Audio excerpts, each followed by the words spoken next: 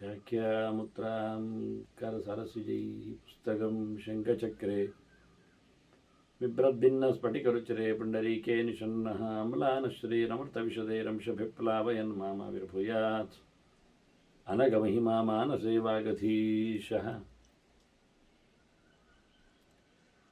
नमस्ते प्राणेश प्रणतविभवायामनिमगाः नमस्वामिन् रामप्रियतमनुमन् गुरुगुण नमस्तुभ्यं भीमप्रबलतमकृष्णेष्ट भगवन् नमः श्रीमन्मध्वप्रदिश सुदर्शन्नो जय जय श्रीगुरुभ्यो नमः।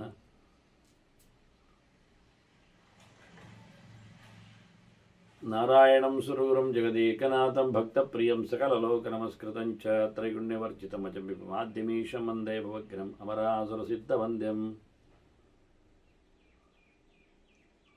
नारायणं नमस्कृत्य नरं चैव नरोत्तमं देवीं सरस्वतीं व्यासं ततो जयमुदीरये।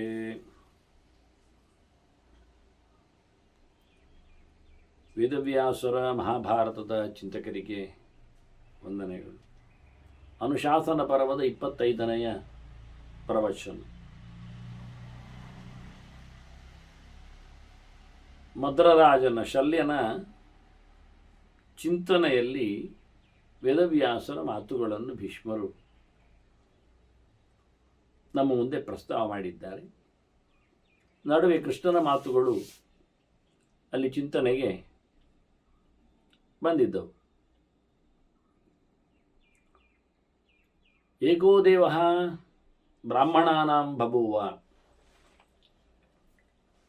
ಬ್ರಾಹ್ಮಣರು ಅಂದರೆ ಬ್ರಹ್ಮ ಅಣತಿ ಅಂತ ಹೇಳಿದ್ದರಿಂದ ವೇದವನ್ನು ಅರಗಿಸಿಕೊಂಡವರು, ವೇದದಲ್ಲಿ ಅಲೆದಾಟ ವಿಮರ್ಶೆ ಮಾಡಿದವರು, ವೇದಗಳ ಒಕ್ಕರಳವಾದದಲ್ಲಿ ಚಿಂತನೆಯ ಗೆಲುವನ್ನು ಸಾಧಿಸಿದವರು, ಅವರಿಗೆ ಪ್ರಧಾನನಾಗಿ ನಾರಾಯಣನೇ ಚಿಂತನೆಗೆ ಸಿಕ್ಕಿದ್ದ.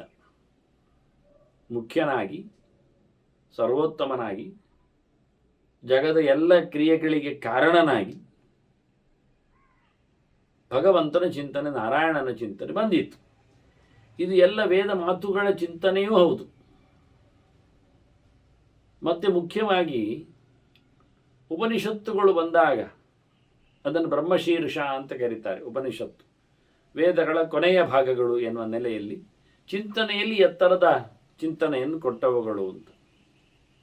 ಇವುಗಳಲ್ಲಿ ಚತುಷ್ಪಾದ ಸಗುಣ ಬ್ರಹ್ಮಶೀರ್ಷೆ, ಅನೇಕ ಗುಣಗಳ ಸಾಮ್ರಾಜ್ಯದಲ್ಲಿ 4 ರೂಪಗಳ ಬಗ್ಗೆ ವಾಸುದೇವ, ಸಂಘರ್ಷಣ, ಪ್ರದ್ಯುಮ್ನ, ಅನಿರುದ್ಧ. ಉಪನಿಷತ್ತುಗಳು ಪಾಂಕ್ತಂ ವಾ ಇದಂ ಸರ್ವಂ ಪಾಂಕ್ತೇನೈವ ಅಂತ ಹೇಳಿಕೊಂಡು ಅನೇಕ ಪ್ರಕಾರಗಳಲ್ಲಿ ಪಂಚರೂಪನ ಬಗ್ಗೆ,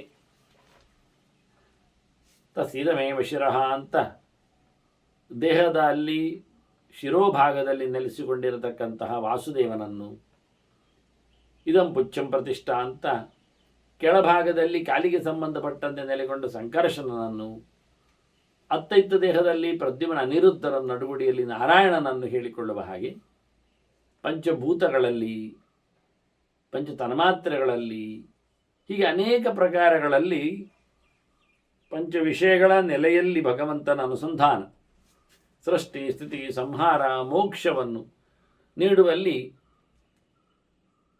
ಈ ರೂಪಗಳಲ್ಲಿ ಪ್ರದ್ಯುಮ್ನ, ಅನಿರುದ್ಧ, ಸಂಕರ್ಷಣ, ವಾಸುದೇವ ರೂಪಗಳ, ಅದಕ್ಕೆ ಒಂದೊಂದು ಗುಣದಿಂದ ತುಂಬಿದ, ಒಂದೊಂದು ಬಣ್ಣಗಳಿಂದ ಬಂದಿರುವ 4 ರೂಪಗಳು. ಇದು ಪ್ರತಿ ಯುಗಗಳಲ್ಲಿ ಅವತಾರಕ್ಕೆ, ಚಿಂತನೆಗೆ ಸಂಬಂಧಪಟ್ಟಂತೆ. ಆದ್ದರಿಂದ ಪಾದಂ ಪಾದಂ ಬ್ರಾಹ್ಮಣ ವೇದ್ಯಮಾಹು, ಒಂದೊಂದು ಯುಗಗಳಲ್ಲಿ ಒಂದೊಂದು ರೂಪಗಳ ಅನುಸಂಧಾನ ಮಾಡ್ತಾ ಇದ್ರು ಅಂತ.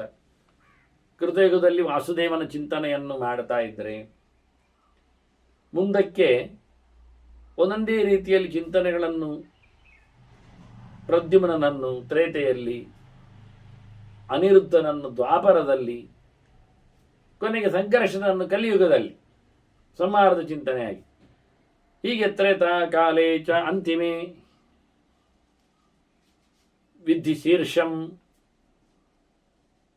ಈ ರೀತಿಯಾಗಿ ಭಗವಂತನ ಗುಣಗಳ, ರೂಪಗಳ, ಉಪಾಸನೆಗಳ ಮುಖಗಳನ್ನು ಬ್ರಾಹ್ಮಣರಲ್ಲಿ. ಸರ್ವೇ ವೇದ್ಯಾ ಸರ್ವೇ ವಾಸ್ತವವಾಗಿ ನೋಡಿಕೊಳ್ಳಿಕ್ಕೆ ಹೋದರೆ ಸರ್ವೇ ವೇದಾ ಸರ್ವವೇದ್ಯಾ ಸಶಾಸ್ತ್ರಾ ಸರ್ವೇ ಯಜ್ಞಾ ಸರ್ವಯಜ್ಞಚ್ಚ ಕೃಷ್ಣ. ಎಲ್ಲರಿಂದಲೂ ಆರಾಧ್ಯನಾದವನು ಕೃಷ್ಣನೇ ಇದ್ದಾನೆ. ಅಷ್ಟೇ ಅಲ್ಲದೆ ಎಲ್ಲ ಯಜ್ಞಗಳನ್ನು ನಡೆಸಿಕೊಡುವವನು ಅವನೇ ಆಗಿದ್ದಾನೆ. ಎಲ್ಲ ಶಾಸ್ತ್ರಗಳು ವೇದಗಳ ಜೊತೆಯಲ್ಲಿ ಸೇರಿಕೊಂಡಾಗ, ವೇದಗಳು ಶಾಸ್ತ್ರಗಳು ಇತರ ಶಾಸ್ತ್ರಗಳಿಂದ ಸೇರಿಕೊಂಡಿದೆ ಅಂದರೆ ಒಂದು ಪೌರುಷೇಯವಾದ ಶಾಸ್ತ್ರಗಳೆರಡನ್ನು. ವೇದಗಳು ನಿತ್ಯವಾದ್ದರಿಂದ ಅದನ್ನು ಶಾಸ್ತ್ರಗಳು ಅಂತ ಹೇಳುವ ಮೂಲಕ ವೇದಗಳು ಅಂತ ಹೇಳುತ್ತಾ ಅದು ವೇದಯಂತಿ ಅಂತ ಹೇಳುವಂಥ ಕ್ರಮದಲ್ಲಿ ಯಾರನ್ನು ತಿಳಿಸುತ್ತವೆ? ವೇದಯಂತಿ ಅಂದರೆ ತಿಳಿಯಬೇಕಾದವನನ್ನು ತಿಳಿಸುತ್ತವೆ ಅನ್ನೋ ನೆಲೆಯಲ್ಲಿಯೂ, ತಿಳಿಯಬೇಕಾದವನನ್ನು ತಿಳಿಸುತ್ತದೆ ಅನ್ನೋ ನೆಲೆಯಲ್ಲಿಯೂ, ಬೇರೆಡೆ ತಿಳಿಯಲು ಆಗದೇ ಇರತಕ್ಕವನನ್ನು ಎಕ್ಸ್ಕ್ಲೂಸಿವ್ಲಿ ಇಲ್ಲಿ ತಿಳಿಸುತ್ತದೆ ಅಂತ ನೆಲೆಯಲ್ಲಿಯೂ ವೇದಗಳಾಗ್ತವೆ. ಅಂದ ಸರ್ವ ವಿಷಯಕವಾದ ಚಿಂತನೆಯಲ್ಲಿ ವೇದದಲ್ಲಿ ಒಂದು ಪರ್ಯವಸಾನ. ವೇದವನ್ನು ಕೇಳಿಕೊಂಡರೆ ತಿಳಿದುಕೊಂಡರೆ ಎಲ್ಲವನ್ನು ತಿಳಿದಿರತಕ್ಕಂತಹ ಒಂದು ಫಲದ ನೆಲೆಗಟ್ಟು. ಅದು ಕೇವಲ ಫಲ ಅಂದರೆ ಹಿಂದೆ ಬರತಕ್ಕಂಥ ಪುಣ್ಯ ವಿಶೇಷ ಮಾತ್ರ ಅಲ್ಲ, ವಾಸ್ತವ ಮುಖ್ಯನಾದ ಭಗವಂತನ ಪರಿಜ್ಞಾನದಿಂದ ಉಳಿದಿದ್ದೆಲ್ಲ ಅರಿವು ಅವನಿಗೆ ಸಂಪನ್ನವಾಗ್ತದೆ ಅಂತ ಹೇಳಿ. ವೇದಗಳು ನಮ್ಮನ್ನು ಶಾಸ್ತಿಯಾದ್ದರಿಂದ ಶಾಸನ ಮಾಡೋದರಿಂದ ಶಾಸ್ತ್ರ ಆದ ಹಾಗೆ ಅದನ್ನು ನಾವು ಒಂದು ದೃಷ್ಟಿಯಿಂದ ಪ್ರಭು ಸಂಹಿತೆ ಅಂತ ಕರೆದರೆ, ಮಿತ್ರ ಸಂಹಿತೆಯಾಗಿ ಕಾಂತಾ ಸಂಹಿತೆಯಾಗಿ ಇರುವ ಪುರಾಣಗಳು, ಇತಿಹಾಸಗಳು ಇವದಕ್ಕೆ ಸೇರ್ಪಡೆಗೊಳ್ಳತಕ್ಕಂತಹ ಪೌರುಷೇಯವಾದ ಅದು ಭಗವನ್ ನಿರ್ಮಿತಿಯೇ. ಇವೆಲ್ಲದರಲ್ಲಿಯೂ ಹೇಳಲ್ಪಡುವವನು, ಆರಾಧ್ಯನಾದವನು, ತಿಳಿಯಬೇಕಾದವನು, ಯಜ್ಞ ಸ್ವಾಮಿ, ಯಜ್ಞ ಪುರುಷ, ಯಜ್ಞ ಫಲದಾತೃ ಅವನು ಕೃಷ್ಣನೇ ಇದ್ದಾನೆ. ವಿದು ಕೃಷ್ಣಂ ಬ್ರಾಹ್ಮಣಾ ತತ್ವತೋ ಯೇ ತೇಷಾಂ ರಾಜನ್ ಸರ್ವಯಜ್ಞ ಸಮಾಪ್ತ. ಯಾರು ಕ್ರಮಬದ್ಧವಾಗಿ ಯಜ್ಞಾರಾಧ್ಯನಾಗಿ, ಯಜ್ಞಪುರುಷನನ್ನಾಗಿ, ಯಜ್ಞಬಲಸ್ವಾಮಿಯನ್ನಾಗಿ, ಯಜ್ಞದ ಒಡೆಯನನ್ನಾಗಿ, ಯಜ್ಞವನ್ನು ನಡೆಸಿಕೊಡತಕ್ಕಂತಹ ಪ್ರಮುಖ ವ್ಯಕ್ತಿಯನ್ನಾಗಿ ಕೃಷ್ಣನ ತಿಳ್ಕೊಳ್ಳುತ್ತಾರೋ ಅವರಿಗೆ ಎಲ್ಲ ಯಜ್ಞ ಮಾಡಿದ ಪುಣ್ಯ ಬರ್ತದೆ. ಅವರು ಎಲ್ಲ ಯಜ್ಞವನ್ನು ಮಾಡಿದ್ದೇ ಆಗಿ, ಮಾಡುವುದೇ ಅಂತ ಅರ್ಥ, ಮಾಡಿದ್ದಾರೆ ಅಂತ ಅರ್ಥ. ಅದೇ ರೀತಿಯಾಗಿ ಯಜ್ಞ ಅಂತ ಅರ್ಥ. ಇದೇ ಯಜ್ಞ ಆಗ್ತದೆ. ಪ್ರಧಾನವಾಗಿ ಯಜ್ಞಾನಾಂ ಹೇಳಿಕೊಂಡಾಗಿ, ಶ್ರೇಯಾನ್ ದ್ರವ್ಯಮಯಜ್ಞ ಜ್ಞಾನಯಜ್ಞ ಅಂದಾಗಿ ಅಂದ ತಿಳುವಳಿಕೆಯೇ ಒಂದು ದೊಡ್ಡ ಯಜ್ಞ. ಅಲ್ಲಿಗೆ ಪರಿಸಮಾಪ್ತಿ ಮಾಡದಿದ್ದು. ಯಾಕೆ ಎಲ್ಲ ಪ್ರಕಾರದಲ್ಲಿಯೂ ಎಲ್ಲ ವಸ್ತುಗಳಲ್ಲಿಯೂ ನೆಲೆಗೊಂಡಿರತಕ್ಕ ಭಗವಂತನನ್ನು ಚಿಂತನೆ ಮಾಡುವ ಮೂಲಕ ಮಾನಸವಾಗಿ, ಹಾಗಾಗಿ ಎಲ್ಲ ಯಜ್ಞ ಮಾಡಿದಂತಹ ಪುಣ್ಯಕ್ಕೆ ಅವನು ಪಾತ್ರನಾಗ್ತಾನೆ. ಹಾಗಾಗಿ ಜ್ಞೇಯ ಯೋಗಿ, ಯೋಗಸ್ವಾಮಿಯಾದ ಎಲ್ಲದರ ಸಂಬಂಧವನ್ನು ಮಾಡುವ, ಎಲ್ಲ ಭಕ್ತಿಗಳಿಗೆ ಕಾರಣನಾಗಿ ನಿಂತ ಭಗವಂತನೇ, ಕೃಷ್ಣನೇ, ಯೋಗಾಚಾರ್ಯನೇ ತಿಳಿಯಬೇಕಾದವನು, ಜ್ಞಾನಯೋಗ್ಯನೂ ಆಗಿದ್ದ. ಜ್ಞೇಯ ಯೋಗಿ ಬ್ರಾಹ್ಮಣೈ ಎಂತ ಅದು ವೇದ ತತ್ವೈ, ವೇದದಲ್ಲಿ ತಿಳಿಯಬೇಕಾದವನು. ಹಾಗಾಗಿ ವೇದವನ್ನು ತಿಳಿದವರಿಂದ ಬ್ರಾಹ್ಮಣರು ಯಾರನ್ನು ತಿಳ್ಕೊಳ್ಬೇಕು? ಪ್ರಧಾನವಾಗಿ ವೇದದಲ್ಲಿ ಭಗವಂತನನ್ನು, ಕೃಷ್ಣನನ್ನು. ಆರಣ್ಯಕೈ ಶೈಷ ಕೃಷ್ಣ, ಇದೇ ಕೃಷ್ಣನೇ ಎಲ್ಲ ಭಾಗಗಳಲ್ಲಿಯೂ. ಎಲ್ಲಿವರೆಗೆ ಅಂದರೆ ಬ್ರಾಹ್ಮಣರು ಅಂದಾಗ ವಿಪ್ರರನ್ನು ತಿಳ್ಕೊಂಡು ನಾವು ಲೌಕಿಕವಾಗಿ ಗಾರಸ್ಥ್ಯದಲ್ಲಿ ನೆಲೆಗೊಂಡವರನ್ನು ಉಲ್ಲೇಖ ಮಾಡಿದರೆ ಆರಣ್ಯಕರು ಇಲ್ಲಿ ಸೇರ್ತಾರೆ.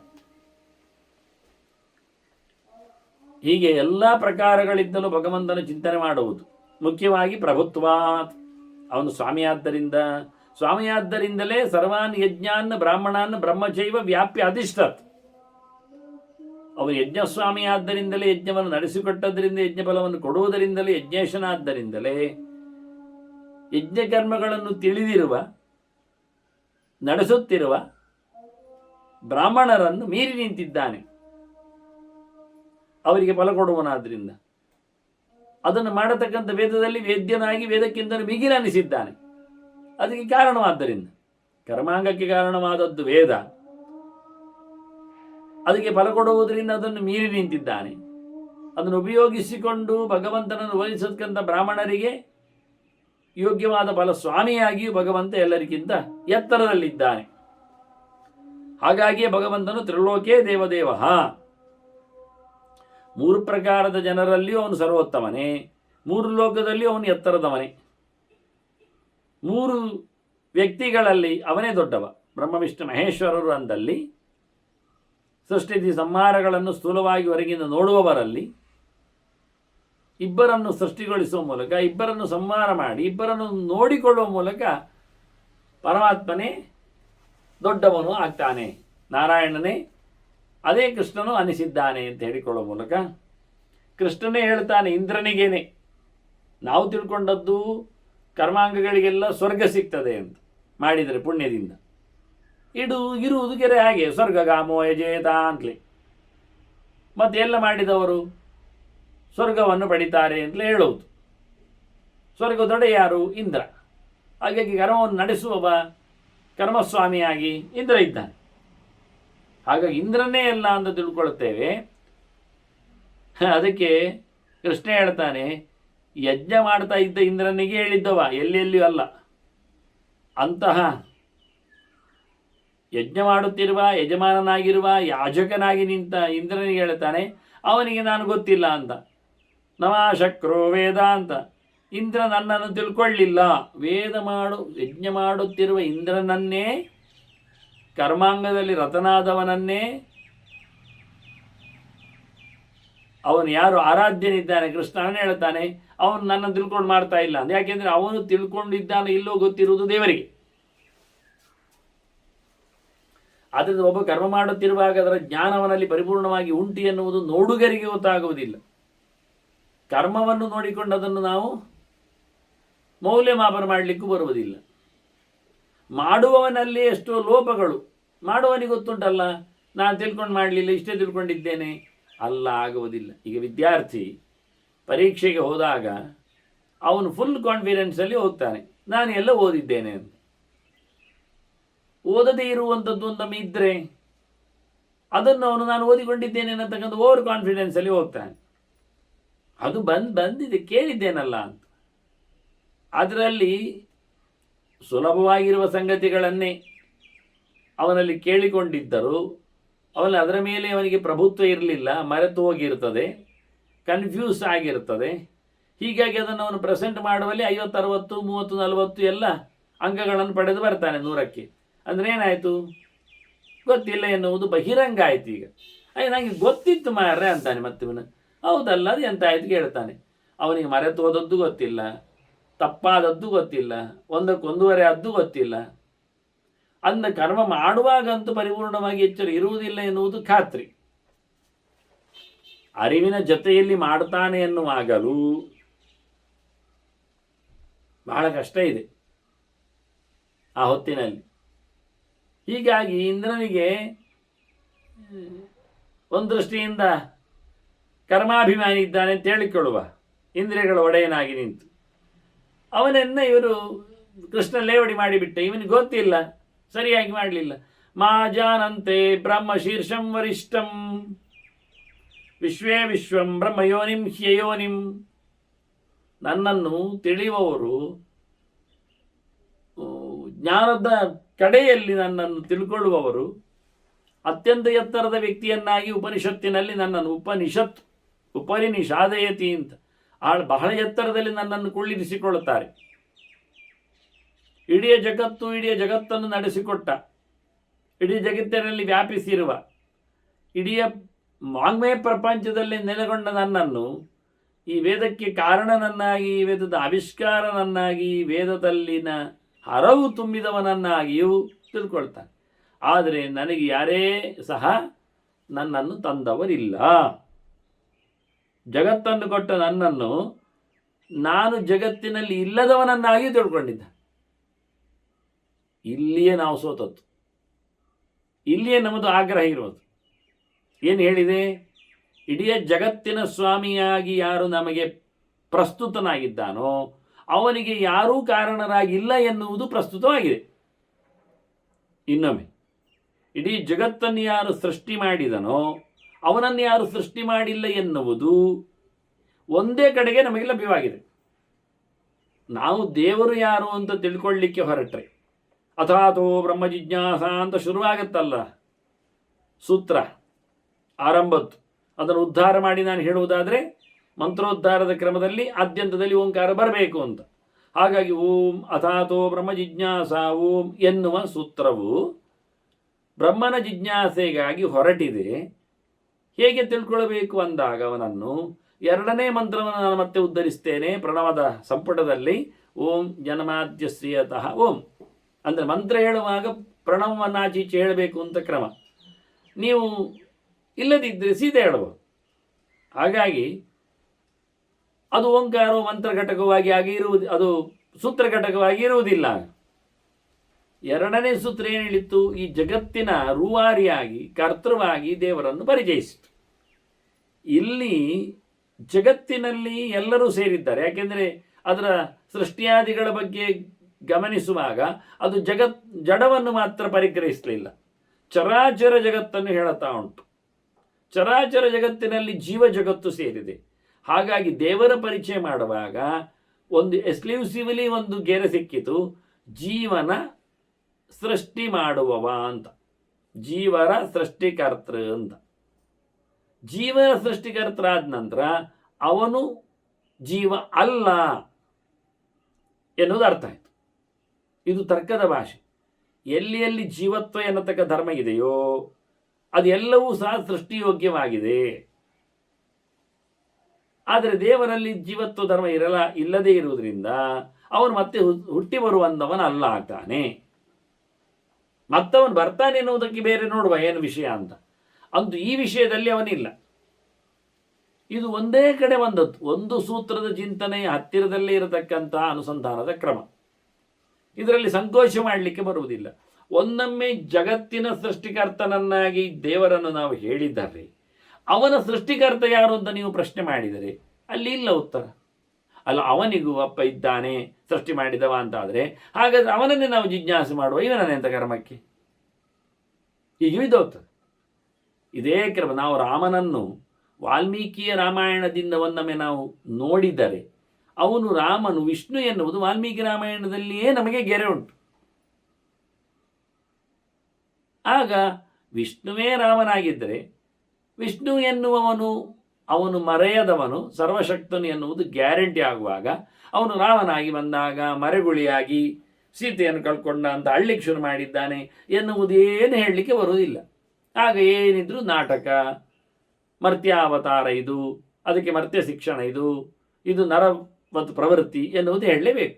ಇದು ಒಂದು ವಸ್ತುವನ್ನು ನಾವು ಗ್ರಹಿಸುವುದು, ಸ್ವೀಕರಿಸುವುದು, ಅಲ್ಲಿಂದ ತಪ್ಪನ್ನು ಉಲ್ಲೇಖ ಮಾಡುವುದು. ದ್ರೌಪದಿಯನ್ನು ಮಹಾಭಾರತದಿಂದ ವೇದವ್ಯಾಸರಿಂದ ನಾವು ಪರಿಚಯ ಮಾಡಿಕೊಂಡ್ರೆ ಮತ್ತು ದ್ರೌಪದಿಯನ್ನು ತಪ್ಪಾಗಿ ಹೇಳುವುದು ತಪ್ಪಾಗ್ತದೆ. ನಮ್ಮ ಇಷ್ಟ ಬಂದಂತೆ ಹೇಳಲಿಕ್ಕೆ ಆಗುವುದಿಲ್ಲ. ನಮ್ಮ ಇಷ್ಟ ಬಂದಂತೆ ಹೇಳುವುದನ್ನು ವೇದವ್ಯಾಸರ ದ್ರೌಪದಿಯಿಂದ ಹೇಳಲಿಕ್ಕೆ ಬರುವುದಿಲ್ಲ. ಇದು ಕ್ರಮ. ಪ್ರತಿಯೊಬ್ಬರು ಮಾಡೋದು ಇದೇ ಅನ್ಯಾಯ. ಅಲ್ಲಿನ ವಸ್ತುವನ್ನು ಎತ್ಕೊಳ್ತಾರೆ, ತಮಗೆ ಇಷ್ಟ ಬಂದಾಗಿ ಟ್ರೇಸ್ ಮಾಡ್ತಾರೆ, ಅದು ಸರಿಯಾಗಿ. ಆದ್ದರಿಂದ ಇಲ್ಲಿ ಕೃಷ್ಣ ಹೇಳ್ತಾನೆ, ನನ್ನನ್ನು ಪರಮೋಚ್ಚನನ್ನಾಗಿ ಜನರು ತಿಳ್ಕೊಳ್ತಾರೆ.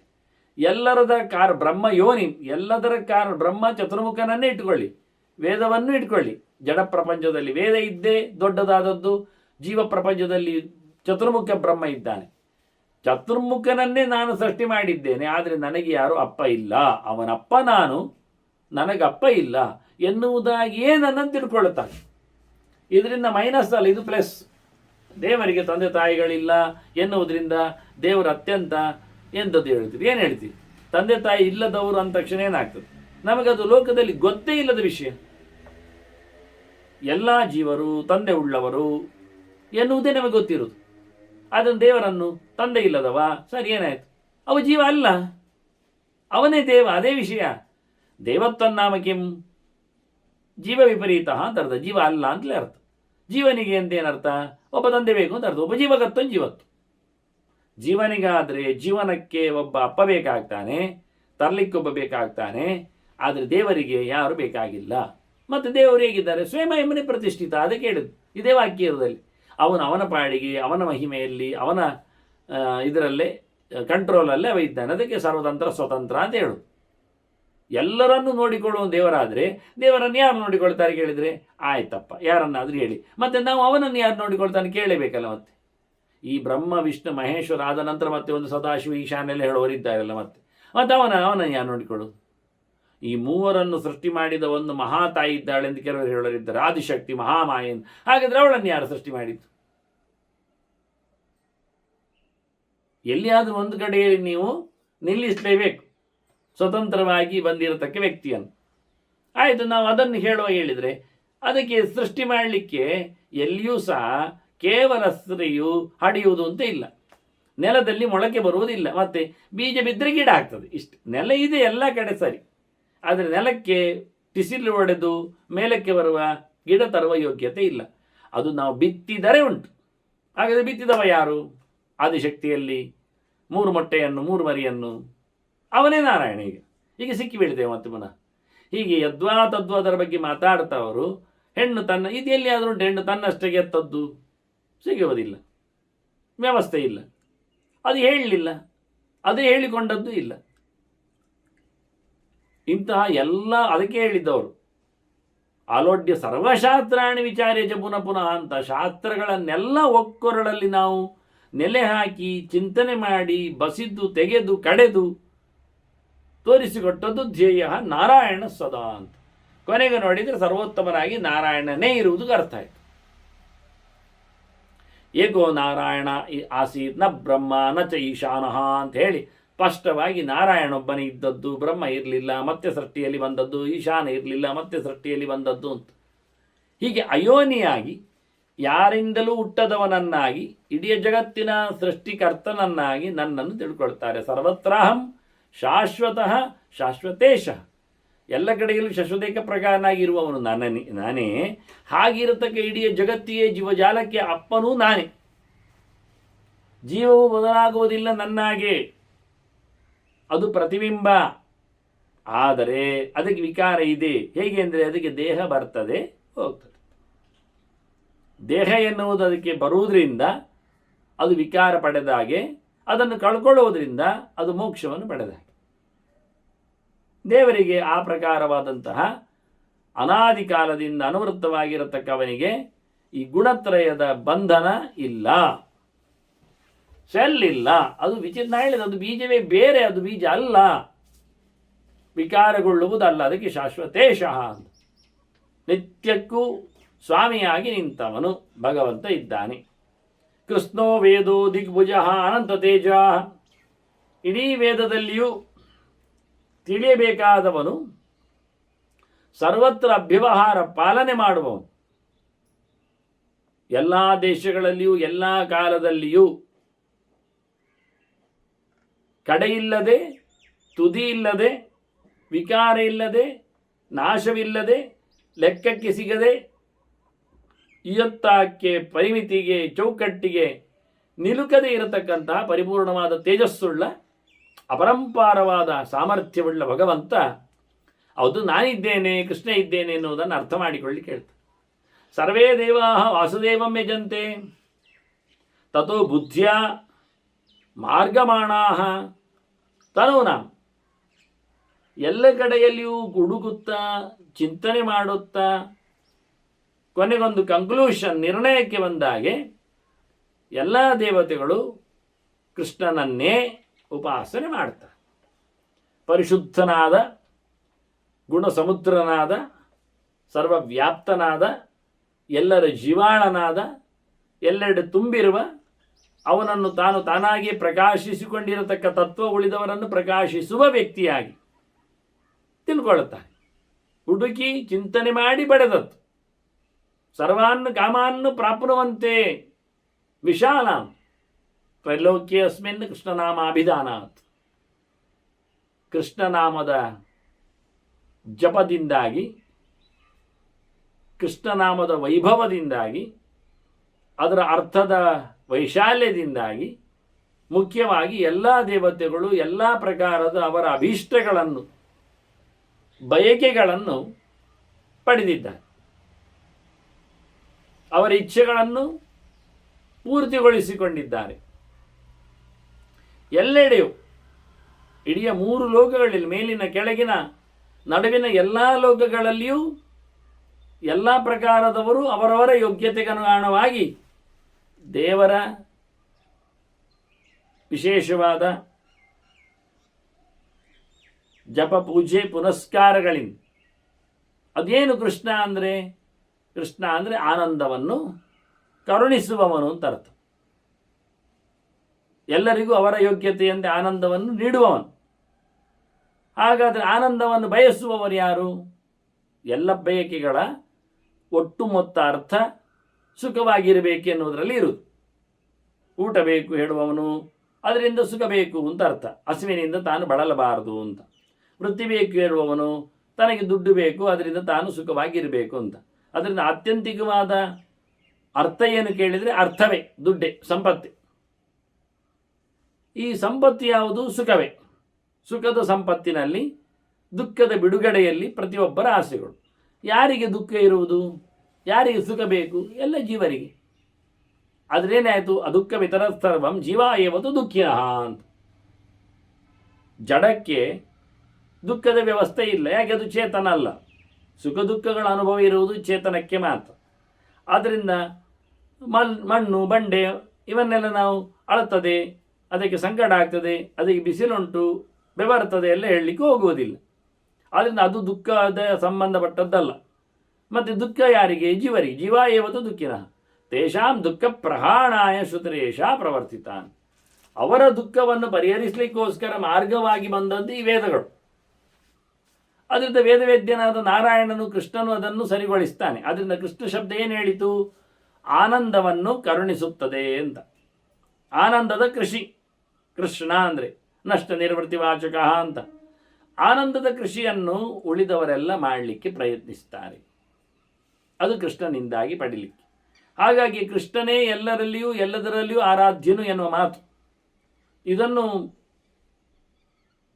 ಮಹಾಭಾರತವೇ ಒಂದು 2 ಕಡೆಯಲ್ಲಿ ತಿಳಿಸಿಕೊಟ್ಟಿದೆ, 2 ಪ್ರಕಾರದಲ್ಲಿ ಬಂದಿದೆ. ಈಗ ಕೆಲವೊಮ್ಮೆ ಅದನ್ನು ತೆಗೆದುಹಾಕ್ತಾರೆ. ಇದನ್ನು ಬಹಳ ಸುಂದರವಾಗಿ, ಅಂದರೆ ಇದು ಕೃಷ್ಣ ಕೇಂದ್ರಿತವಾದ ಚಿಂತನೆ. ಇದು ಆ ಕಾಲದಲ್ಲಿ ಎಲ್ಲರೆದುರೇ ಕೃಷ್ಣೋ ಯಜ್ಞೈ ಇಚ್ಯತೆ ಯಾಯಜೂಕೈ.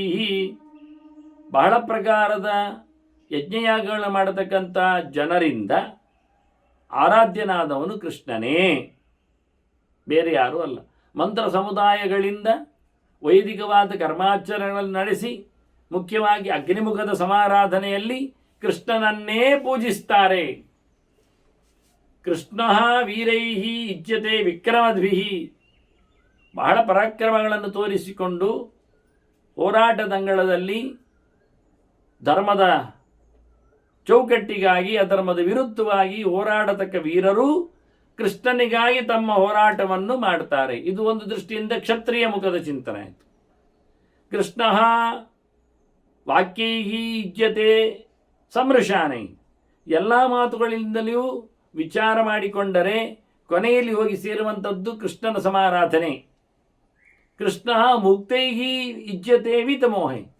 ಇಲ್ಲಿ ಎಲ್ಲ ಅಲ್ಲಿಲ್ಲ ಹೇಳಿದರೆ ಮೋಕ್ಷದಲ್ಲಿಯೂ ಕೃಷ್ಣನನ್ನೇ ಉಪಾಸನೆ ಮಾಡ್ತಾನೆ.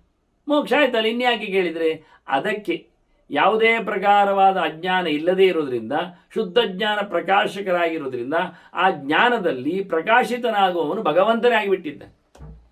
ಒಂದು ವಿಷಯ, ಮುಕ್ತರಲ್ಲಿ ಎಚ್ಚರ ಉಂಟೋ ಇಲ್ವೋ? ಮತ್ತು ಎಚ್ಚರ ಇಲ್ಲದೆ ಮುಕ್ತರಾಗ್ತಾರೆ. ಇದಕ್ಕಿಂತ ಕಡೆಯ ಎಲ್ಲ ಕೋಮಾ ಸ್ಥಿತಿಯಲ್ಲಿ ಇರುವುದು ಅವರು. ಸರಿ, ಎಚ್ಚರ ಉಂಟು ಅಂತಾದರೆ ಅವರ ಎಚ್ಚರದಲ್ಲಿ ಮನಸ್ಸಿನಲ್ಲಿ ಏನು ವಿಷಯ ಇದೆ? ಅವರ ಯೋಚನೆಗಳೇನು? ಅವರ ಮಾತುಗಳೇನು? ಅವರ ವ್ಯವಹಾರಗಳೇನು? ಅವರು ಏನು ಮಾಡುವುದಿಲ್ಲ ಹೇಳಿದರೆ ಮತ್ತೆ ಮನೆ ಹೆಣದಾಗೆ ಆಗ್ತದೆ. ಎಚ್ಚರ ಉಂಟು ಅವರಿಗೆ, ಮತ್ತು ಇದು ಎಚ್ಚರದ ಹೆಣ. ಹೇಗೆ ಕಣ್ಣು ಕೈಗಾಲುಗಳೆಲ್ಲ ವ್ಯವಸ್ಥೆ ಮಾಡ್ತಾ ಇಲ್ಲ ಅಲ್ಲ, ಕಣ್ಣು ಕೈಗಾಲುಗಳೇ ಇಲ್ಲ ಹೇಳ್ತೀರಾ? ಉಂಟು. ಅಂಗ ಪ್ರತ್ಯಂಗವತ್ತ ಲಕ್ಷಯಾಮಹೆ ಅಂತ ದೇವರಿಗೆ ಹೇಳಿದಾಗೆ ಸ್ವರೂಪಭೂತವಾದ ಇಂದ್ರಿಯಗಳು ಅವರಲ್ಲೆಲ್ಲ ಉಂಟು. ಬಾಹ್ಯವಾದದ್ದು ವಿಕಾರವಾದದ್ದು ಇಲ್ಲ, ಭೌತವಾದದ್ದು ಇಲ್ಲ ಅವರಿಗೆ. ಆತ್ಮೇಂದ್ರಿಯ ಗುಣಯುಕ್ತಂ ಭೋಕ್ತೇತ್ಯ ಅವರ ಮನೀಷನ ಸ್ವರೂಪ ಇಂದ್ರಿಯಗಳಿಂದ ಸ್ವರೂಪವೇ ಇಂದ್ರಿಯ ಆಗಿದೆ. ಅದನ್ನು ನೀವು ಒಂದು ಅನುರೂಪವಾದ ಜೀವನವನ್ನು ನೀವು ಚಿಂತನೆ ಮಾಡಿದರೆ ಅದುವೇ ಕಣ್ಣು, ಅದುವೇ ಕಿವಿ, ಹಾಗೆ ಅದುವೇ ಕಾಲು ಇದ್ದ ಹಾಗೆ, ಸಮಸ್ಯೆ ಇಲ್ಲ. ಹೋಗಬೇಕಾದ್ರೆ ಹೋಗಿ ಆಯಿತು. ಸಂಕಲ್ಪ ಆದೇವ ಹಿತಶ್ರುತೆ ಎಂದು ಹೇಳಿದ ಹಾಗೆ. ಆದ್ದರಿಂದ ಸಂಕಲ್ಪ ಇದೆ, ಪ್ರತ್ಯಕ್ಷ ಇದೆ, ವ್ಯಾಪಾರಗಳಿವೆ ಅಂತ ಹೇಳಬೇಕು. ಇಲ್ಲೇ ಹೇಳಿದರೆ ಏನಿಲ್ಲ, ಇಂದ್ರಿಯಗಳೇ ಇಲ್ಲ, ಇಂದ್ರಿಯ ವ್ಯಾಪಾರಗಳೇ ಇಲ್ಲ, ಇಂದ್ರಿಯ ಅನುಭವಗಳೆಲ್ಲ ಹೇಳಿದರೆ ಅನುಭವದ ಕೊರತೆ ಬಂತು. ಸುಖದ ಅನುಭವ ಎಲ್ಲಿ ಆಗ್ತದೆ? ಆನಂದವಾಗಿ ಇರ್ತಾನೆ ಹೇಳಬೇಕಲ್ಲ. ಇರ್ತಾನೆ ಅಂತ ಮೋಕ್ಷದಲ್ಲಿದ್ದರೆ ಆನಂದವಾಗಿ ಇರ್ತಾನೋ, ದುಃಖದಲ್ಲಿ ಇರ್ತಾನೋ, ಎಚ್ಚರ ತಪ್ಪಿರ್ತಾನೋ ಎಲ್ಲ ಪ್ರಶ್ನೆ ಬರ್ತದೆ. ಆನಂದವಾಗಿ ಎಚ್ಚರವಾಗಿ ಇದ್ದಾನೆ. ಇರುವಾಗ ಮನಸ್ಸಿನಲ್ಲಿ ಏನು ಹರಿತಾ ಇರ್ತದೆ? ಕಣ್ಣು ಯಾರನ್ನು ನೋಡ್ತಾ ಇರ್ತದೆ? ದೇವರ ಪ್ರತ್ಯಕ್ಷದಲ್ಲಿ, ದೇವರ ಎಚ್ಚರದಲ್ಲಿ ಇರ್ತದೆ. ಇದೊಂದು ವಿಶಿಷ್ಟವಾದಂಥ ಅನುಭವ. ಪ್ರತ್ಯೇಕನಾಗಿದ್ದಾಗ ತುಂಬ ಕಷ್ಟ. ದೃಷ್ಟಾಂತ ಕೊಡಲಿಕ್ಕೆ ಹುಚ್ಚನನ್ನು ಕೊಡ್ಬೋದು. ಅಮಲು ಹಿಡಿದ ಹುಚ್ಚ, ಪ್ರಪಂಚವೇ ಅವನಿಗೆ ಮರೆವಿನಲ್ಲಿರ್ತದೆ, ಅವನದ್ದೇ ಒಂದು ಲೋಕ. ಹಾಗೆ ಮೈ ಮರೆತವನಿಗೆ ಎಚ್ಚರ ಇಲ್ಲ ಅಂತಲ್ಲ ಉಂಟು, ಇಲ್ಲಿ ಎಚ್ಚರ ಇಲ್ಲ. ಇದು ಯಾವುದು ವಿಷಯ ಅಲ್ಲ ಅವನಿಗೆ.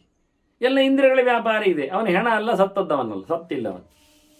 ಆ ಪ್ರಕಾರವಾಗಿ ಭಗವಂತನ ಮುಕ್ತೈಹಿಜ್ಯತೆ, ಅವರು ಭಗವಂತನ ವಿಶೇಷವಾದ ಸಮಾರಾಧನೆಯನ್ನು ಚಿತಾವ ಅಂತೇಳಿ ಜಡವಾದ ವಸ್ತುಗಳಿಂದಲೂ ಮಾಡ್ತಾರೆ, ಚಿನ್ಮಯವಾದ ವಸ್ತುಗಳಿಂದಲೂ ಮಾಡ್ತಾರೆ ದೇವರ ಸಮಾರಾಧನೆ. ವಿದ್ಯಾವಂತಹ ಎಲ್ಲ ಅರಿವನ್ನು ವೇದವನ್ನು ಸಂಪಾದನೆ ಮಾಡಿಕೊಂಡವರು ಸೋಮಪಾಹ. ಮತ್ತು ಮೋಕ್ಷದಲ್ಲಿಯೂ ಸೋಮರಸ, ಮಾನಸಿಕವಾಗಿ ಭೌತವಾಗಿಯೂ ಯಾಗ, ಅದರ ಆಹುತಿ, ಅದರ ಪಾನ ಎಲ್ಲವೂ ನಡೀತದೆ. ಇದು ಅದರ ಬಗ್ಗೆ ಹೇಳಿದ್ದೇನಲ್ಲ, ಇದು ಪ್ರತ್ಯೇಕವಾದ ಗೆರೆಗಳು. ವಿದ್ಯಾವಂತ ಸೋಮವಾಹ ಯೇ ವಿಶಾಲಾಹ ಇಷ್ಟ್ವಾ ಯಜ್ಞಿ ಗೋಚರಂ ಪ್ರಾರ್ಥೆಯಂತೆ. ಜ್ಞಾನಕ್ಕೆ ಗೋಚರನಾದವನು, ಗೋಚರ ಅಂದರೆ ಹಾಗೆ, ಮತ್ತು ಗೋಚರ ಅಂದರೆ ಪ್ರತ್ಯಕ್ಷನಾದವನಂತ. ಗೋ ಅಂದರೆ ಇಂದ್ರಿಯಗಳು ಅಂತ ಅರ್ಥ. ಗಚ್ಚಂತಿ ಇತಿ ಗಾವಹ. ಗೋವುಗಳು ಅಂದರೆ ದನಗಳು ಅಂತ ಅಷ್ಟೇ ಅರ್ಥ ಅಲ್ಲ, ಹೋಗುವವುಗಳು ಅಂತ ಅರ್ಥ. ಇಂದ್ರಿಯಗಳು ಹೋಗುವವುಗಳು. ಕಣ್ಣು ವಿಷಯವನ್ನು, ವಸ್ತುವನ್ನು ನೋಡಲು ಹೋಗ್ತದೆ, ಕಿವಿ ಕೇಳುತ್ತದೆ, ಮೂಗು ಮೂಸಲು ಹೊರಡುತ್ತದೆ. ವಿಷಯಗಳೆಡೆಗೆ ತಮ್ಮನ್ನು ಹರಿಸಿಕೊಡೋದ್ರಿಂದ ಈ ಜ್ಞಾನೇಂದ್ರಿಯಗಳನ್ನು ಎಲ್ಲ. ಆದ್ದರಿಂದ ಪ್ರತ್ಯಕ್ಷನಾದ ಭಗವಂತನನ್ನು ಪ್ರಾರ್ಥನೆ ಮಾಡ್ತಾರೆ. ಜ್ಞಾನಕ್ಕೆ ಗೋಚರಿಸಿದ ಭಗವಂತನನ್ನು, ಸಿಕ್ಕಿದ ಭಗವಂತನನ್ನು ತಾವು ಮಾಡಿದ ಯಜ್ಞಗಳಿಂದ, ಕರ್ಮಗಳಿಂದ, ಪೂಜೆ ಪುನಸ್ಕಾರಗಳಿಂದ, ಇವುಗಳಿಂದಾಗಿ ಭಗವಂತನನ್ನು ವಿಶೇಷವಾಗಿ ತಿಳಿದು ಮಾಡಿದ್ದರಿಂದ ಭಕ್ತಿಯ ರಸವನ್ನು ಸಮರ್ಪಿಸುವ ಮೂಲಕ ಅವರು ದೇವರಲ್ಲಿ ನೆಲೆಗೊಂಡಿರ್ತಾರೆ. ವಿಶಾಲ ವಿಷ್ಣು ಶೋಭಂತೆ ಅಂತ, ಶೋಭಾಯಾಮ್ ಅಂತ ಅರ್ಥ, ಶಾಲತೆ ಅಂತ ಹೇಳುವ ನೆಲೆಯಲ್ಲಿ. ಹಾಗಾಗಿ ಭಗವಂತನಲ್ಲಿ ತಮ್ಮನ್ನು ನೆಲೆಗೊಳಿಸಿದ್ದರಿಂದ ಭಗವಂತನಿಂದ ಪಡೆಯುವ ಸುಖದಲ್ಲಿ ಸಮೃದ್ಧಿಯನ್ನು ಕಾಣುವವರಿಂದ ನಾವು ಲೋಕದಲ್ಲಿ ಸುಖವನ್ನು ಅರಸಲು ಹೋಗಿ ನಾವು ವಿಶಾಲರಾಗುವುದಿಲ್ಲ, ವಿಶಾಲರಾಗ್ತೇವೆ. ವಿಷ್ಣು ಶಂ ಸುಖಂ ಅಲಂ. ದೇವರಲ್ಲಿ ಸುಖವೇ ಸಾಕು ಅಂತ ಮೈಮರೆತವರು. ದೇವರ ಸುಖವೇ, ದೇವರ ಎಚ್ಚರದ ಸುಖವೇ ಪರಮ. ಜ್ಞಾನದಿಂದ ಬರತಕ್ಕ ಆನಂದವೇ ದೊಡ್ಡದು. ಅನೇಕ ಪ್ರಕಾರದಿಂದ ಆನಂದ ಬರುವುದಿಲ್ಲ.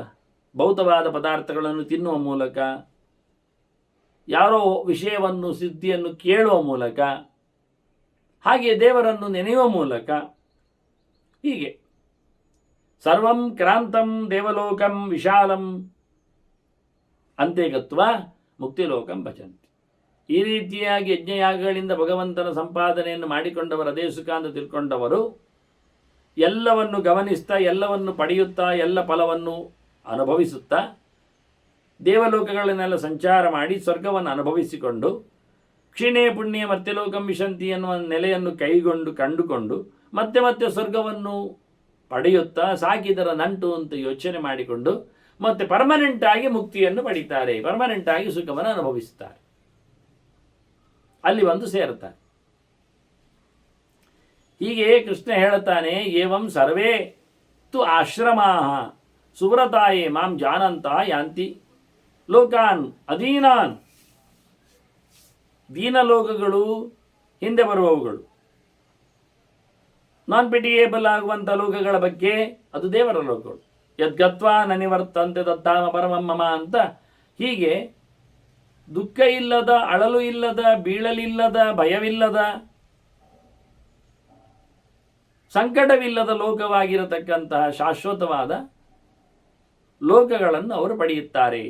ನನ್ನನ್ನು ವಿಶೇಷವಾಗಿ ತಿಳಿದವರಾಗಿ, ನನ್ನ ಕರ್ಮಗಳನ್ನು ಚೆನ್ನಾಗಿ ಮಾಡುವವರಾಗಿ, ತಿಳಿಬೇಕು, ಮಾಡಬೇಕು, ಇದು ಮುಖ್ಯ. ತಿಳ್ಕೊಂಡದ್ದರಿಂದ ಏನು ದೊಡ್ಡ ಸುಖ ಆಗಲಿಲ್ಲ ಮಾಡದೇ ಹೋದರೆ, ಮಾಡುವುದರಿಂದಲೇ ದೊಡ್ಡ ಸಂಗತಿ ಆಗಲಿಲ್ಲ ತಿಳ್ಕೊಳ್ಳದೇ ಇದ್ದರೆ. ತಿಳಿದವನು ಮಾಡಿದರೆ ಚಂದ. ತಿಳಿದವನಿದ್ದಾನೆ ಅಂತ ಜ್ಞಾನಿಗಳು ತಿರುಗಿಬಿಟ್ರೆ, ಮಾಡದೇ ಹೋದರೆ ಅವನದ್ದು ಸುಮ್ಮನೆ ವ್ಯರ್ಥವಾದ ಜ್ಞಾನ ಆಗ್ತದೆ. ಅದೇ ಮಾಡ್ತಾ ಇದ್ದಾನೆ, ಏನು ತಿಳ್ಕೊಳ್ಳಿಲ್ಲ ಅಂದರೆ ಅವನ ಕರ್ಮ ಎಲ್ಲ ಹಾಳಾಗಿರ್ತದೆ, ಜಡ್ಡು ಹಿಡಿದಿರ್ತದೆ. ಉದಾಹರಣೆಗೆ, ಅಡುಗೆ ಅಂತ ಒಂದು ಇದೆ, ಊಟ ಅಂತ ಒಂದು ಇದೆ. ಇದರಲ್ಲಿ ಯಾರು ಅಡುಗೆ ಮಾಡಬೇಕು? ತಿಳಿದವನು ಅಡುಗೆ ಮಾಡಿದರೆ ಊಟ ಎನ್ನುವುದು ಸುಖಕರ ಆಗಿರ್ತದೆ.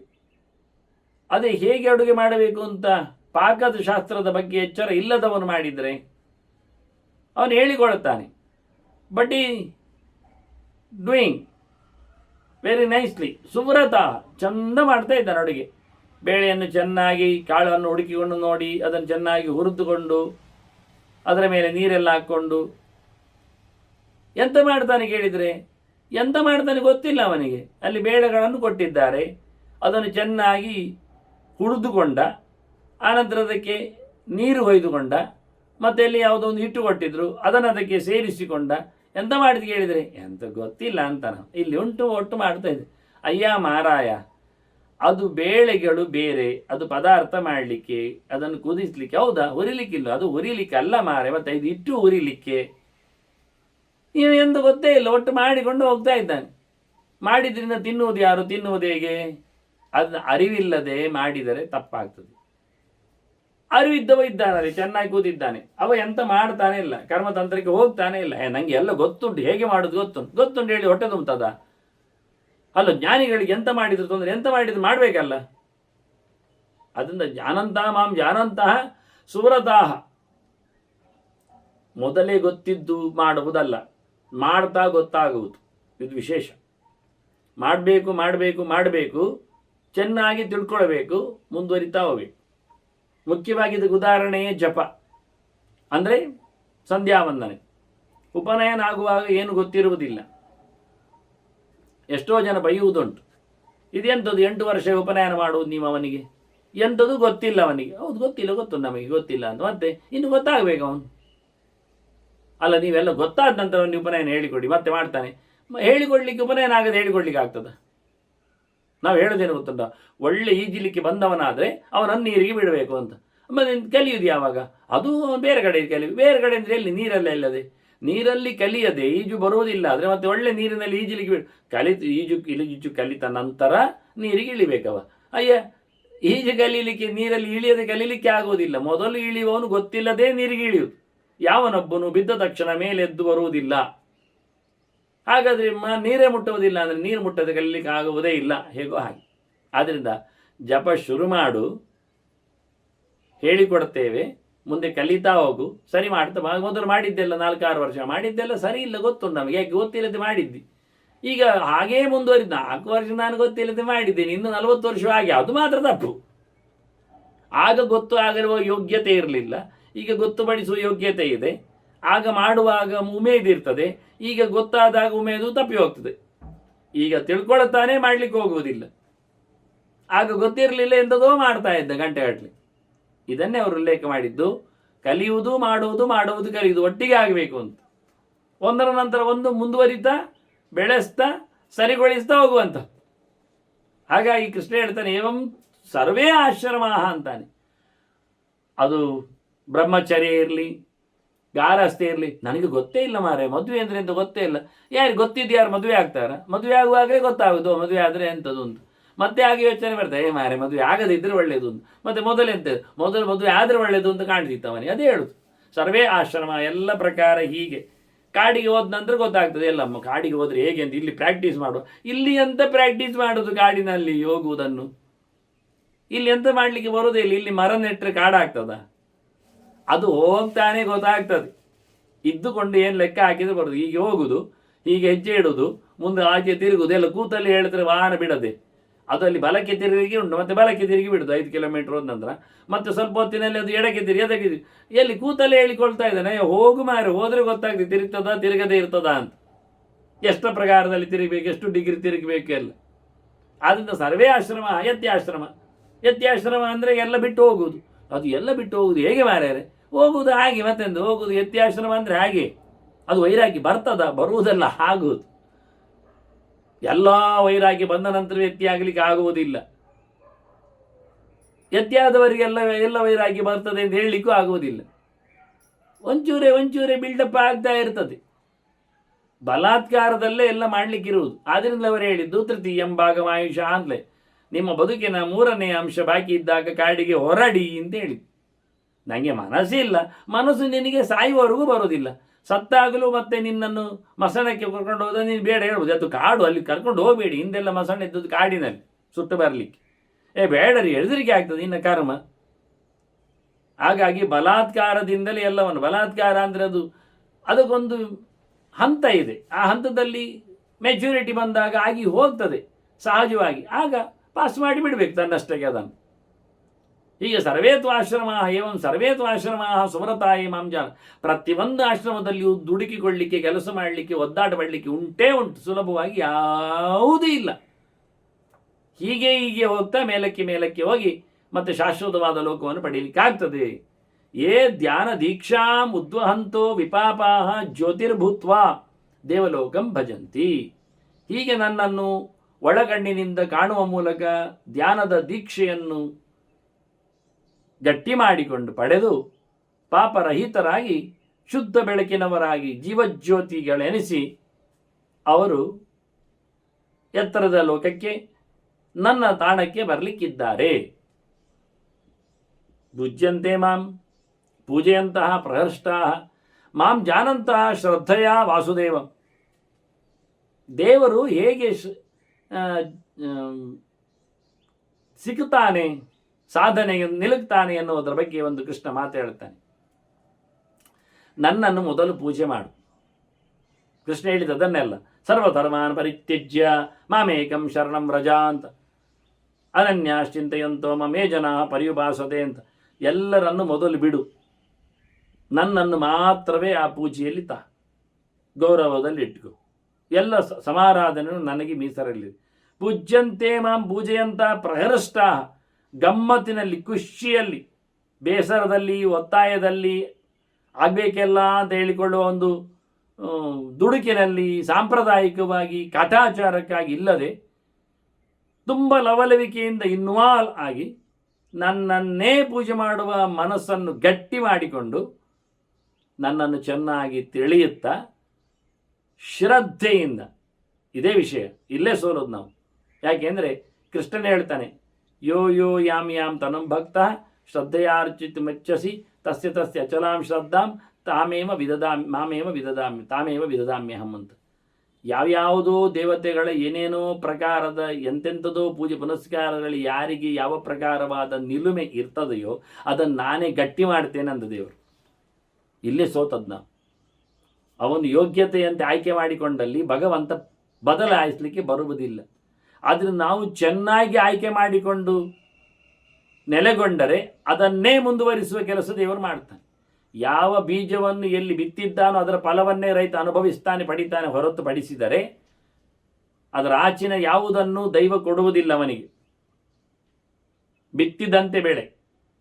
ಆದ್ದರಿಂದ ಮುಖ್ಯವಾಗಿ ಶ್ರದ್ಧೆಯನ್ನು ಸರಿ ಮಾಡಿಕೊ, ತಿಳುವಳಿಕೆಯನ್ನು ಮೆರುಗುಗೊಳಿಸು, ಜೊತೆಯಲ್ಲಿ ನಡೆಸುವುದನ್ನು ತೀರಾ ಹಗುರಾಗಿ ಮಾಡು. ಯಾರನ್ನು? ನನ್ನನ್ನು. ಆಗ ಭಕ್ತ್ಯಾ ತುಷ್ಟೋಹಂ ತಸ್ಯ ಸತ್ವಂ ಪ್ರಯಚ್ಛೇ. ಕೃಷ್ಣ ಹೇಳ್ತಾನೆ, ಈ ರೀತಿಯಲ್ಲಿ ಯಾರು ತನ್ನ ಪ್ರಯತ್ನವನ್ನು ಇಟ್ಟುಕೊಂಡು ತಿಳಿದು ಚೆನ್ನಾಗಿ ದುಡಿಸಿಕೊಳ್ಳುತ್ತಾನೋ ಅವನಿಗೆ ನಾನು ಸತ್ವವನ್ನು ಕೊಡುತ್ತೇನೆ. ಸತ್ವಗುಣ ಪ್ರಾಚುರ್ಯವನ್ನು ನಡೆಸಿಬಿಡುತ್ತೇನೆ. ಅವನಲ್ಲಿ ಸತ್ವ ಅಭಿವೃದ್ಧವಾಗುವ ಹಾಗೆ ಮಾಡ್ತೇನೆ. ಅಲ್ಲಿ ಆಯ್ತಾ ಸತ್ವ ಸ್ಪೃಷ್ಟ ವೀತ ಮೋಹ, ಅಲ್ಲಿಂದ ಅವನಿಗೆ ಅಜ್ಞಾನ ಕಳೆದೋಗ್ತದೆ.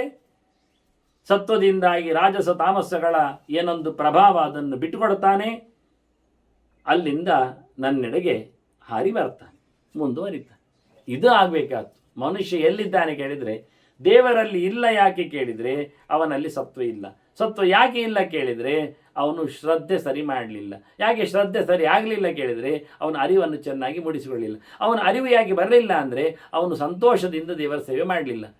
ಇದೇ ವಿಷಯ. ಸಂಭ್ರಮಪಟ್ಟು ಭಗವಂತನ ಆರಾಧನೆಯನ್ನು ನಡೆಸಿಕೊಟ್ಟು ತಿಳಿದುಕೊಂಡು ನಡೆಸಿದಾಗ ಪೂರ್ಣವಾದ ಶ್ರದ್ಧೆ ಮೂಡಿತು ಅಂದರೆ ಸತ್ವ ಜಾಗೃತಿ ಆಗ್ತದೆ, ದೇವರಡಿಗೆ ಹೋಗ್ಲಿಕ್ಕೆ ಬರ್ತದೆ.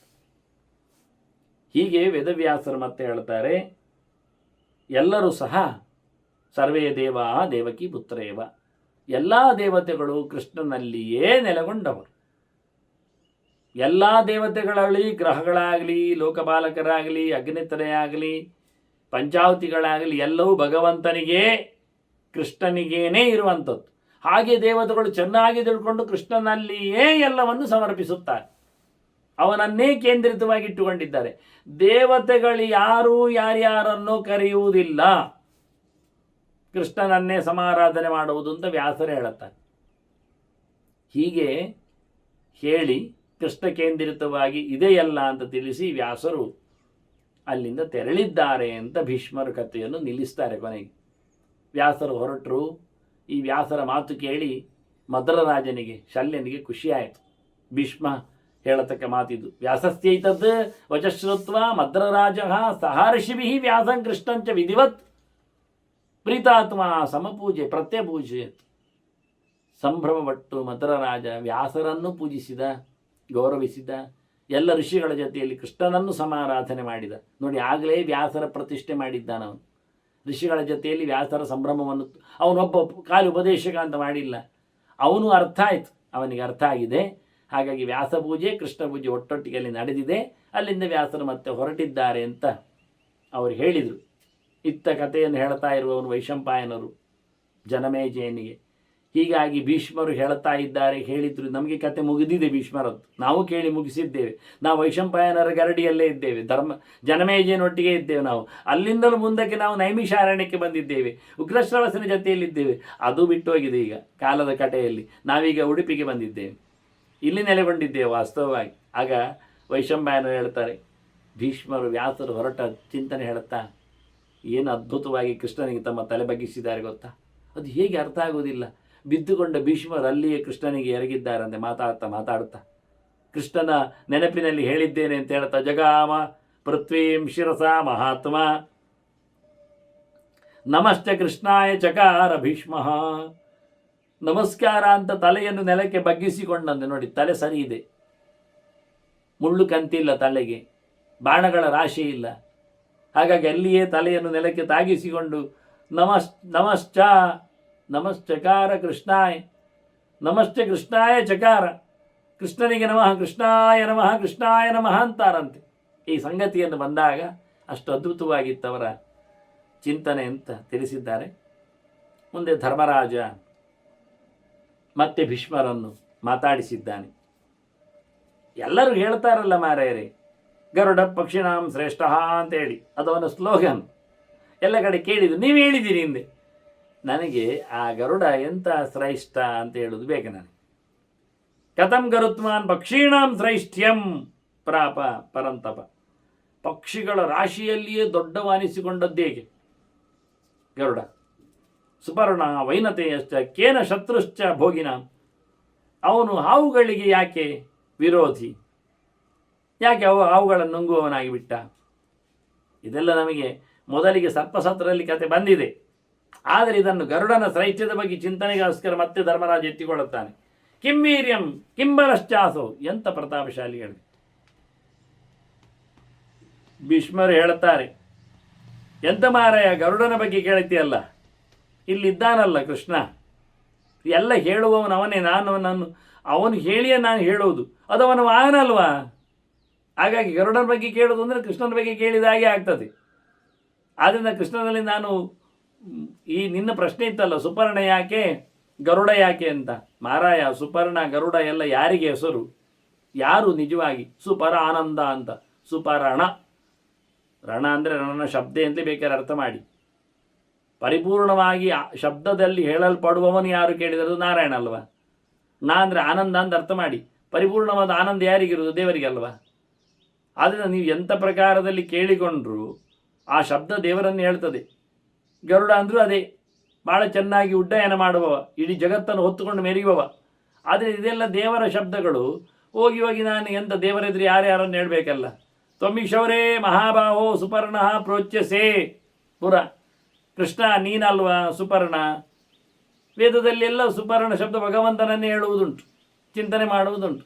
ಪೂರ್ಣಾನಂದ ಸ್ವರೂಪವನ್ನು ಅಂತ ಹೇಳುವುದು ಅದಕ್ಕೆ. ಸುಪರ್ಣ ಸುಪರಾನಂದಾತ್ ಕೋಶವೇ ತಿಳಿಸಿಕೊಡುತ್ತದೆ. ಆಗಿರುವಾಗ ನಾನು ಇವನೇನು ಅನಾದಿ ನಿಧನೋ ಅನಾದಿ ನಿಧನೇ ಕಾಲೇ ಗರುಡಶ್ಚಾಸಿ ಕೇಶವ. ಇಡೀ ಜಗತ್ತನ್ನು ಹೊತ್ತುಕೊಂಡು ತಿರುಗುವವ ನೀನು, ಹಾರುವವ ನೀನು, ಸೃಷ್ಟಿಕಾಲದಲ್ಲಿ ಸಂಹಾರ ಕಾಲದಲ್ಲಿ ಎಲ್ಲ. ಹಾಗಾಗಿ ಗರುಡ ಸುಪರ್ಣ ವೈನತೆ ಎಲ್ಲ ನಿನ್ನದೇ. ರಾತ್ರಿಯಿಂದ ನಿನ್ನನ್ನು ನಾನು ಮೊದಲು ನಮಿಸಿ ಕೇಳಿ ಅನ್ನೋದು ತಗೊಂಡು ಅವನ ಬಗ್ಗೆ ಮಾತಾಡ್ತೇನೆ ನೋಡು, ಅವನ ಎದುರೇ. ತಸ್ಮಾತ್ ಪೂರ್ವಂ ಪ್ರಸಾದ್ಯತ್ವಾಂ ವಕ್ತುಮಿಚ್ಛಾಮಿ ಮಾಧವ. ನೀನು ಆಯ್ತು ಹೇಳಿದರೆ ಇನ್ನೊಬ್ಬರ ನಿನ್ನ ಎದುರೇ ನಿನ್ನ ವಾಹನನ ಮಹಿಮೆಯ ಬಗ್ಗೆ ಆ ಶಬ್ದಗಳಿಂದ ಚಿಂತನೆ ಕೊಡುತ್ತೇನೆ ಅಂತ ಕೃಷ್ಣ ಹೇಳ್ತಾನೆ. ಹೇಳು ಮಹಾರಾಯ, ಹೇಳು, ಚೆನ್ನಾಗಿ ಹೇಳು, ವಿಸ್ತಾರ ಮಾಡಿ ಹೇಳು ಧರ್ಮರಾಜನಿಗೆ.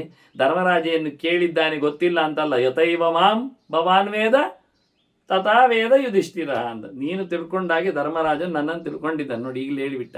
ಧರ್ಮರಾಜ ಕಮ್ಮಿ ಅಲ್ಲ. ಧರ್ಮರಾಜ ಭೀಷ್ಮನ ಯೋಗ್ಯತೆಗಿಂತ ಹಿರಿಯ. ಯಮ ಇದ್ದಾನವ, ಧರ್ಮ ದೇವತೆ ಇದ್ದಾನೆ. ಭೀಷ್ಮ ಅವನಿಗಿಂತ ಕಮ್ಮಿ, ವಸು ಇದ್ದಾನೆ. ಆದರೂ ಪರಶುರಾಮರ ಅನುಗ್ರಹ, ಕೃಷ್ಣನ ಒಳಗೆ ಕೂತಿ ಹೇಳುವ ಕತೆ ಇವೆಲ್ಲ ಗಟ್ಟಿ ಮಾಡಿದಾಗ ಖುಷಿ ಆಯಿತು. ಈಗ ಕೃಷ್ಣ ಹೇಳ್ತಾನೆ, ಇವನೇನು ಕಮ್ಮಿ ಅಲ್ಲ, ಗೊತ್ತಿಲ್ಲ ಅಂತ ಕೇಳಿದ್ದಲ್ಲ, ನೀವು ಹೇಳಿ ಅಂತ ತಿಳ್ಕೊಳ್ಳುತ್ತಾನೆ. ಇರಲಿ, ಹೇಳಿಬಿಡಿ, ನೀವು ಚೆನ್ನಾಗಿ ಹೇಳಿ ಅಂತ, ಭಾಳ ಚೆನ್ನಾಗಿ ತಿಳಿಸಬೇಕು ಅಂತ ಕೃಷ್ಣ ಹೇಳಿದ್ದಾನೆ. ಭೀಷ್ಮರು ಕಥೆಯನ್ನು ಹಿಂದಿನಿಂದ ಆಯಿತು ಅಂತ ಹೇಳಿ ಶುರು ಮಾಡಿದ್ದಾರೆ. ಅದನ್ನು ಮತ್ತೆ ಚಿಂತನೆಯಲ್ಲಿ ತರುವ ವಂದನೆಗಳೊಂದಿಗೆ ಗರುಡನ ಚಿಂತನೆಗಾಗಿ ಶ್ರೀಕೃಷ್ಣ ನಾರಾಯಣ ನಾರಾಯಣ ನಾರಾಯಣ.